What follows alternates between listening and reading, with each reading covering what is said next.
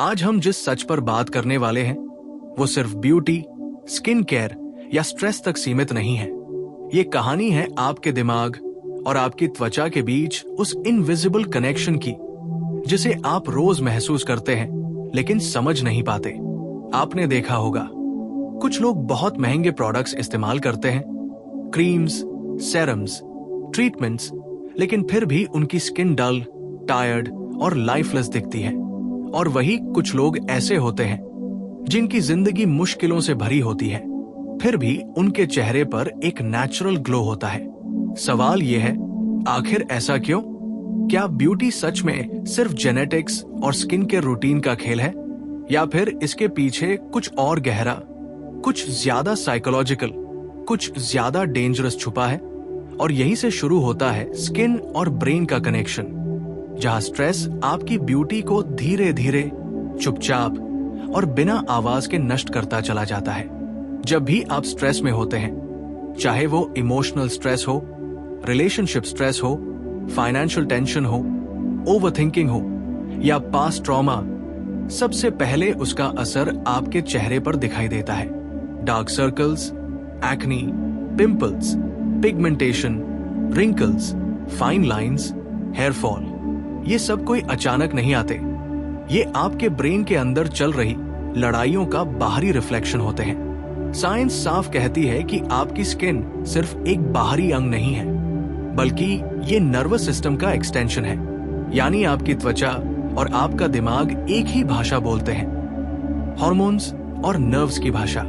जब आप स्ट्रेस में होते हैं, आपका ब्रेन तुरंत एक केमिकल रिलीज करता है, कॉर्टिसोल, जिसे स्ट्रेस हार्मोन कहा जाता है।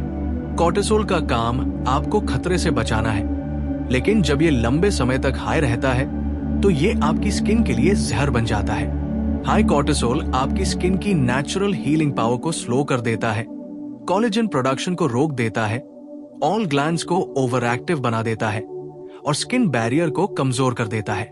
नतीजा, एक्नी बढ़ता है, स्किन जल्दी एजिंग की तरफ जाती है, ग्लो गायब हो जाता है और चेहरा हमेशा थकात का सा दिखने लगता है। अब जरा गहराई से समझिए, आपने कभी नोटिस किया है कि एग्जाम टाइम, ब्रेकअप के बाद, जॉब प्रेशर में या फैमिली टेंशन के दौरान अचानक पिंपल्स निकल आते हैं? ये कोइंसिडेंस नहीं है। आपका ब्रेन उस इमोशनल पेन को फिजिकल सिग्नल में बदल देता है और स्किन उस सिग्नल को सरफेस पर दिखा देती है। इसलिए डर्मेटोलॉजिस्ट्स आज मानते हैं कि एक्नी सिर्फ स्किन प्रॉब्लम नहीं है, ये माइंड स्किन डिसऑर्डर है।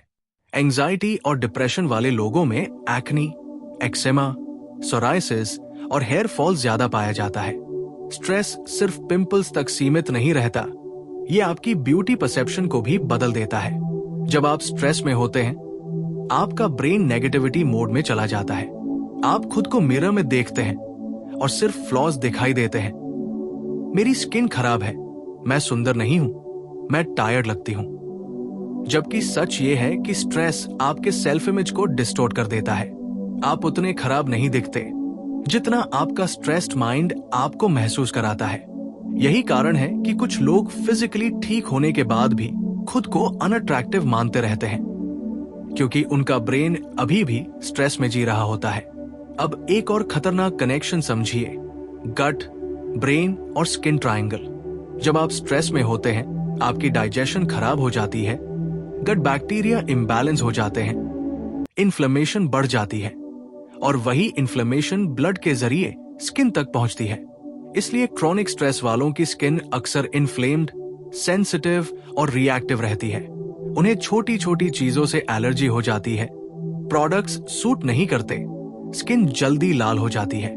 लोग सोचते हैं स्किन सेंसिटिव है, लेकिन असल में उनका नर्वस सिस्टम सेंसिटिव हो चुका होता है।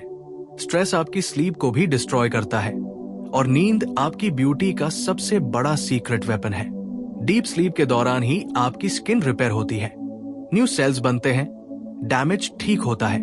लेकिन जब दिमाग रात भर सोचता रहता है, ओवरथिंकिंग करता रहता है, तब स्किन को हील होने का टाइम ही नहीं मिलता।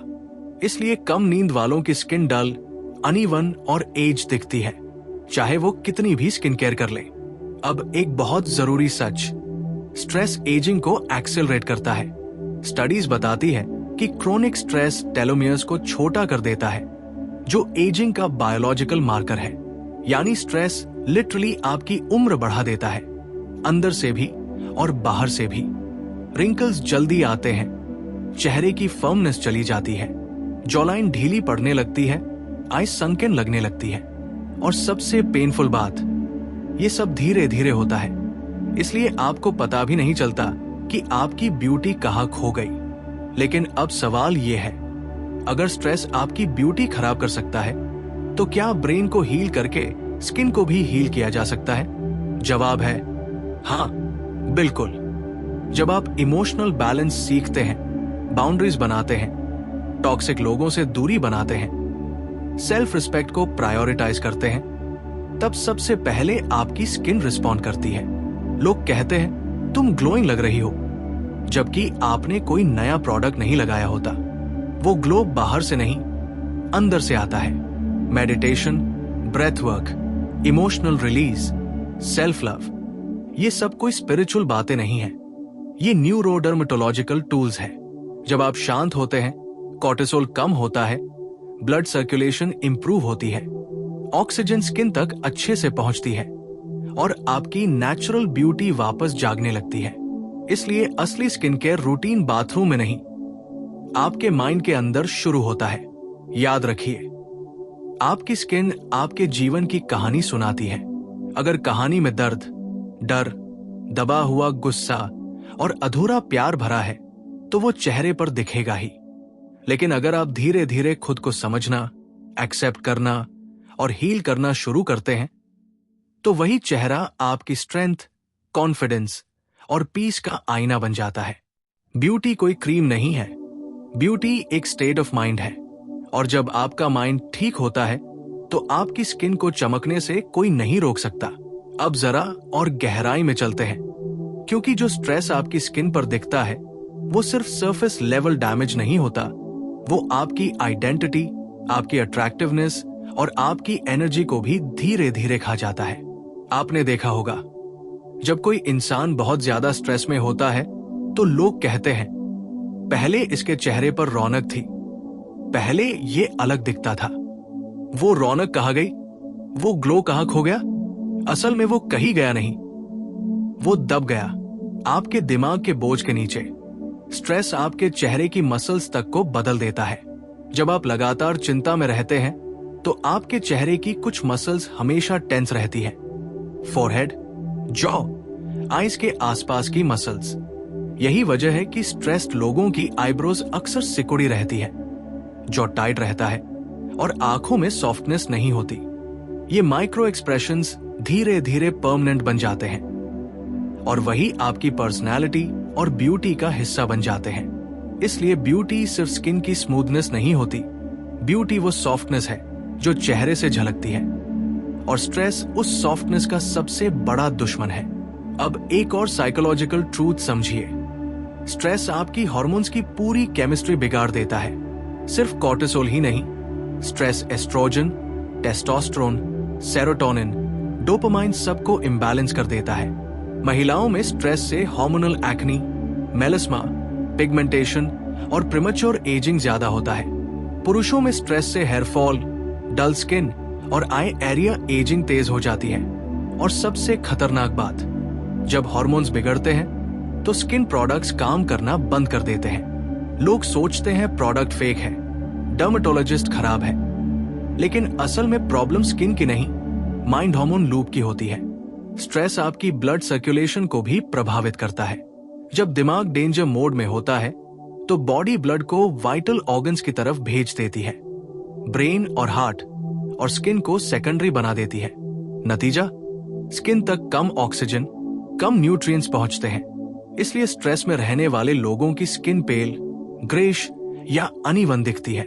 ग्लो इसलिए नहीं आता क्योंकि ग्लो के लिए रिलैक्सेशन जरूरी है, सेफ्टी का फीलिंग जरूरी है, जो स्ट्रेस में पॉसिबल ही नहीं।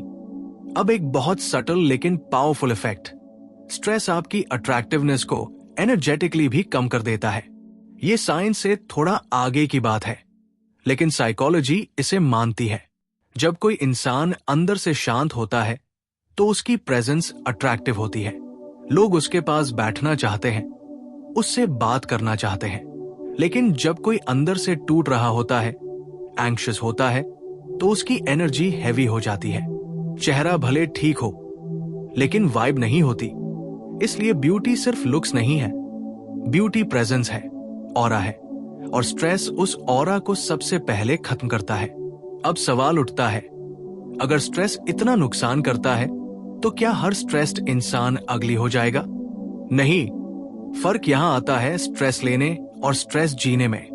कुछ लोग स्ट्रेस को महसूस करते हैं, प्रोसेस करते हैं, छोड़ देते हैं, और कुछ लोग स्ट्रेस को पकड़ कर रखते हैं, दिल में, दिमाग में, शरीर में। वही स्ट्रेस क्रॉनिक बनता है और वही स्किन को डैमेज करता है। इसलिए असली प्रॉब्लम स्ट्रेस नहीं है, प्रॉब्लम है अनरिलीज्ड स्ट्रेस। आपने देखा होगा, कुछ लोग रो लेते हैं, बात कर लेते हैं, लिख लेते हैं, मेडिटेट कर लेते हैं, उनकी स्किन जल्दी रिकवर कर जाती है। और कुछ लोग चुप रहते हैं, सब सहते हैं, स्ट्रांग बनने का दिखावा करते हैं, और उनकी स्किन सबसे पहले टूटती है। एक्ने, पिगमेंटेशन, डार्क सर्कल्स, ये सिर्फ स्किन सिम्टम्स नहीं है, ये सप्रेस्ड इमोशंस की आवाज है। अब यहां एक ब्रूटल ट्रूथ सुनिए, आप जितना ज्यादा फेक स्माइल पहनते हैं, आपकी स्किन उतनी ज्यादा सफर करती है, क्योंकि बॉडी झूठ नहीं मानती। आप कह सकते हैं मैं ठीक हूं, लेकिन आपका नर्वस सिस्टम जानता है कि आप ठीक नहीं हैं, और वही नर्वस सिस्टम स्किन के जरिए सच बाहर लाता है। इसलिए बहुत ज्यादा स्ट्रांग बनने की एक्टिंग भी ब्यूटी के खिलाफ जाती है। अब हीलिंग की बात करते हैं, लेकिन सरफेस लेवल टिप्स नहीं, रियल हीलिंग। हीलिंग तब शुरू होती है जब आप अपने ब्रेन को सेफ्टी सिग्नल देना शुरू करते हैं, जब आप खुद से कहना सीखते हैं, सब ठीक है, मुझे हर समय परफेक्ट नहीं होना, मैं खुद को आराम दे सकती हूं। जैसे ही ब्रेन रिलैक्स करता है, बॉडी रिपेयर मोड में जाती है। यही मोमेंट होता है जब स्किन रिस्पॉन्ड करती है। आपने कभी नोटिस किया होगा, वेकेशन पर, किसी पसंदीदा जगह पर, किसी अपने के साथ स्किन अपने आप बेटर दिखने लगती है। कोई एक्स्ट्रा स्किन केयर नहीं, कोई ट्रीटमेंट नहीं। क्यों? क्योंकि ब्रेन रिलैक्स्ड होता है। यही प्रूफ है कि ब्यूटी अंदर से कंट्रोल होती है, बाहर से नहीं। मेडिटेशन इसलिए पावरफुल है क्योंकि वो ब्रेन को रीसेट करता है। डीप ब्रीदिंग इसलिए काम करती है क्योंकि वो नर्वस सिस्टम को सिग्नल देती है कि डेंजर खत्म हो गया है। सेल्फ लव इसलिए ग्लो लाता है क्योंकि वो कॉर्टिसोल को कम करता है। ये सब बातें मोटिवेशनल नहीं है, ये प्योर बायोलॉजी है। और सबसे आखिरी लेकिन सबसे जरूरी बात, आपकी स्किन आपकी कहानी बताती है, लेकिन वो आपकी डेस्टिनी नहीं है। आप आज भी अपने ब्रेन को रिवायर कर सकते हैं। आप आज भी स्ट्रेस को रिलीज करना सीख सकते हैं। और जिस दिन आपका माइंड हल्का होगा, उसी दिन लोग पूछेंगे, तुम कुछ अलग कर रहे हो क्या? तुम ग्लोइंग लग रही हो। अब जरा उस जगह पर आते हैं जहां ज्यादातर लोग गलती करते हैं। वे सोचते हैं कि स्ट्रेस सिर्फ दिमाग में होता है, लेकिन सच ये है कि स्ट्रेस सबसे पहले आपके शरीर में बस जाता है, और स्किन उसका सबसे ईमानदार डायरी बन जाती है। जब आप किसी इंसान, किसी रिश्ते या किसी परिस्थिति को जबरदस्ती पकड़ कर रखते हैं, जहां आपको रोज हर्ट मिलता है, इग्नोर किया जाता है, अंडरवैल्यू किया जाता है, तो आपका ब्रेन उस पेन को नॉर्मल मान लेता है। लेकिन बॉडी उसे कभी नॉर्मल नहीं मानती।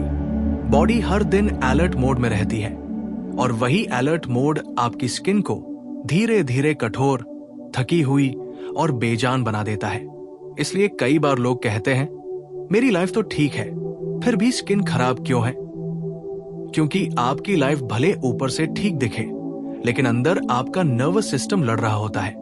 एक बहुत ही अनदेखा किया गया सच ये है कि टॉक्सिक रिलेशनशिप स्किन को सबसे ज्यादा नुकसान पहुंचाते हैं। जहां आपको बार बार खुद को एक्सप्लेन करना पड़े, जहां आपकी फीलिंग्स को छोटा समझा जाए, जहां आपको खुद से ज्यादा किसी और के मूड का ध्यान रखना पड़े, वहां आपका कॉर्टिसोल कभी लो ही नहीं होता।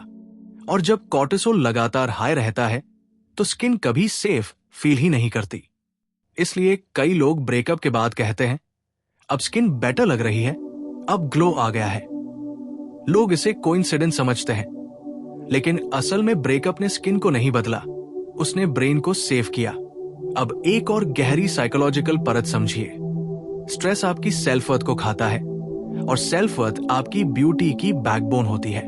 जब आप खुद को कम समझने लगते हैं, जब आप खुद को कंपेयर करने लगते हैं, जब आप सोचने लगते हैं मैं इनफ नहीं हूं, तब आपका पोस्चर बदलता है, आपकी आइज डल हो जाती है, आपकी बॉडी लैंग्वेज सिकुड़ जाती है। और ब्यूटी का एक बहुत बड़ा हिस्सा बॉडी लैंग्वेज होती है। आप कितने कॉन्फिडेंट खड़े होते हैं, कैसे चलते हैं, कैसे किसी की आंखों में देखते हैं, ये सब स्ट्रेस तय करता है। इसलिए ब्यूटी सिर्फ चेहरे की नहीं होती, ब्यूटी प्रेजेंस की होती है और स्ट्रेस प्रेजेंस को तोड़ देता है। अब बात करते हैं ओवरथिंकिंग की, क्योंकि ओवरथिंकिंग साइलेंट किलर है। ओवरथिंकिंग करने वाला इंसान ज्यादा नहीं बोलता, ज्यादा नहीं लड़ता, वो बस अंदर ही अंदर सब कुछ चू करता रहता है। यही ओवरथिंकिंग रात की नींद चुराती है, जॉ को टाइट रखती है, आईब्रोज को सिकोड़ती है और आईज के नीचे वो डार्कनेस पैदा करती है जिसे लोग डार्क सर्कल्स कहते हैं। डार्क सर्कल्स सिर्फ नींद की कमी नहीं होते, वो मेंटल एग्जॉशन की शैडो होते हैं। इसलिए क्रीम्स काम नहीं करती, क्योंकि प्रॉब्लम स्किन के नीचे नहीं, थॉट्स के अंदर होती है। अब यहाँ एक बहुत अनकंफर्टेबल सच सुनिए। आप जितना ज्यादा खुद को सप्रेस करते हैं, आपकी स्किन उतनी ज्यादा स्क्रीम करती है। जो लोग खुलकर रो लेते हैं, गुस्सा निकाल लेते हैं, सच बोल देते हैं, उनकी स्किन जल्दी हील हो जाती है। लेकिन जो लोग एडजस्ट कर लेते हैं, चलो कोई बात नहीं कहते रहते हैं, वही लोग अचानक सीवियर एक्नी, एक्सेमा, सोराइसिस जैसी प्रॉब्लम्स में फंस जाते हैं। ये कोई पनिशमेंट नहीं है, ये बॉडी का डिफेंस मैकेनिज्म है। बॉडी कहती है अगर तुम नहीं बोलोगे तो मैं बोलूंगी। अब हीलिंग का असली रास्ता समझिए। हीलिंग तब शुरू नहीं होती जब आप नया प्रोडक्ट खरीदते हैं। हीलिंग तब शुरू होती है जब आप खुद को परमिशन देते हैं। Permission to rest, permission to say no, permission to walk away, permission to feel. जैसे ही आप ये परमिशन देते हैं, ब्रेन का अलार्म सिस्टम शांत होने लगता है और जैसे ही अलार्म शांत होता है, स्किन रिपेयर मोड में चली जाती है। यही कारण है कि सेल्फ रिस्पेक्ट ग्लो लाता है। यही कारण है कि बाउंड्रीज अट्रैक्टिव होती है। एक बात याद रखिए, स्ट्रेस फ्री स्किन का मतलब प्रॉब्लम फ्री लाइफ नहीं होता।